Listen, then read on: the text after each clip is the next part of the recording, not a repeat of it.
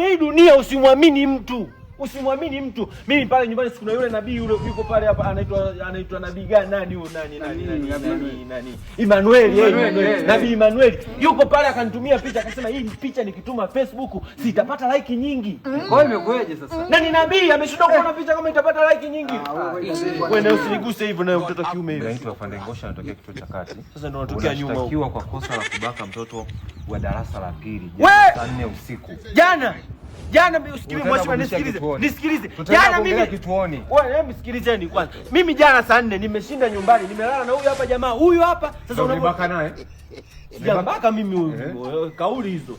Mimi jana nimesema ni kituoni. Nisikilize sasa. Mimi jana nimeshinda na huyu hapa jamaa yangu. Siku nzima sijatoka nje, nimelala naye huyu hapa. Una dakika 2 tu za kujieleza. Dakika nani? Ongea haraka basi. Tetee basi, ongea. Wewe sasa ongea basi, tetee. Tetee basi, ondoka mwenzetu. Wewe. Nisikilizeni. Jana nimeshinda naye siku nzima hajatoka hata hivi. Sasa ungeongea sasa. Wewe ungeza unaongea dakika za mwisho. Hata usije kusema mmoja na gogo tu uone.